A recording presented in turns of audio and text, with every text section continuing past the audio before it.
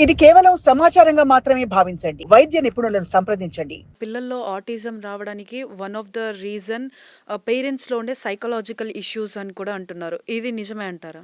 అంటే ఇప్పుడు genetic concerns ఉండటం వల్ల పిల్లల్లో వచ్చే అవకాశం ఉంటుంది. ఇప్పుడు మనకి జీన్స్ జనరల్‌గా పేరెంట్స్ నుంచి వస్తాయి. సో, పేరెంట్స్ నుంచి వచ్చినప్పుడు ఆహ్, ఈ పేరెంట్స్ అంటే ఇమ్మీడియేట్ పేరెంట్సే కాదు. మనకు 3 జనరేషన్స్ నుంచి వచ్చేవి కూడా ఉంటాయి. సో, స్ట్రెస్ వల్ల కానీ, మెంటల్ అంటే ఈ సైకలాజికల్ డిజార్డర్స్ ఉండటం వల్ల కానీ, వాళ్ళకి కొంచెం వచ్చే ఛాన్సెస్ ఎక్కువుంటది. సో, అంటే మనం ఒక ఫ్యామిలీ హిస్టరీ తీసుకుంటే, ప్రతి పిల్లవాడిని బిహేవియర్స్ వచ్చినప్పుడు అందరినీ ఆటిజం అని వెంటనే చెప్పటానికి ఉండదు. ఈ క్రైటీరియా ఉన్నాయి. ఈ క్రైటీరియా రావటానికి ఇంకేమన్నా ఫ్యామిలీ హిస్టరీ ఉన్నదా అని చూసుకోవాలి. సో, ఫ్యామిలీ హిస్టరీ ఉంటే ఫ్యామిలీ హిస్టరీ ఆఫ్ ఆటిజమే ఉండొచ్చు. ఫ్యామిలీ హిస్టరీ ఆఫ్ ఏడీహెచ్‌డీ ఉండొచ్చు. Family history of psychological concerns ఉండొచ్చు. లేకపోతే ఫిట్స్ లాగా ఉండొచ్చు. సో, వేరియస్ కారణాల వల్ల రావచ్చు.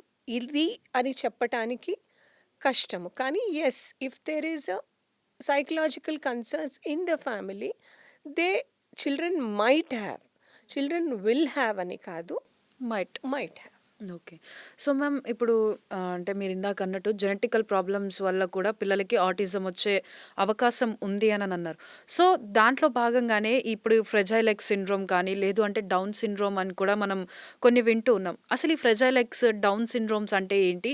వీటికి ఆటిజంకున్న రిలేషన్ ఏంటి? సో, అంటే ఫ్రెజైల్ ఎక్స్ సిండ్రోమ్ అనేది జెనెటిక్‌గా మనకి కొంతమంది పిల్లలకి డిటెక్ట్ అవుతుంది. వీళ్ళల్లో ఎవరికైతే ఫ్రెజైల్ ఎక్స్ సిండ్రోమ్ ఉందో వాళ్ళకి ఆటిజం ఉండే ఛాన్సెస్ ఎక్కువుంటాయి. అలాగే డౌన్ సిండ్రోమ్ అంటే ఒక క్రోమోజోమల్ ఎనామలీ ఉంటది. వాళ్ళల్లో కూడా ఆటిజం ఉండే ఛాన్స్ ఉంటుంది. అంటే అందరూ డౌన్ సిండ్రోమ్ పిల్లలకి ఉంటుందా అంటే అది ఉండదు. చాలా సోషల్‌గా ఉంటారు వాళ్ళు. చాలామంది బావుంటారు. కొంతమందికి డౌన్ సిండ్రోమ్‌లో కూడా ఆటిజం ఉన్న ఎవిడెన్స్ ఉందన్నమాట.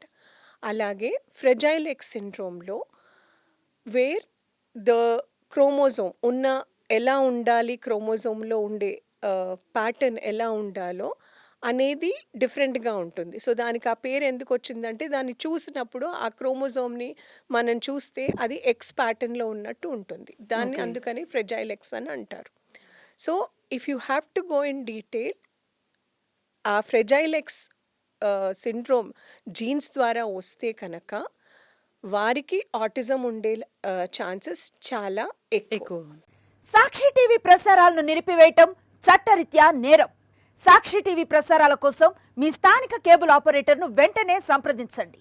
డిటిహెచ్లో, ఇంటర్నెట్లో కూడా సాక్షి టీవీ ప్రసారాలను వీక్షించవచ్చు.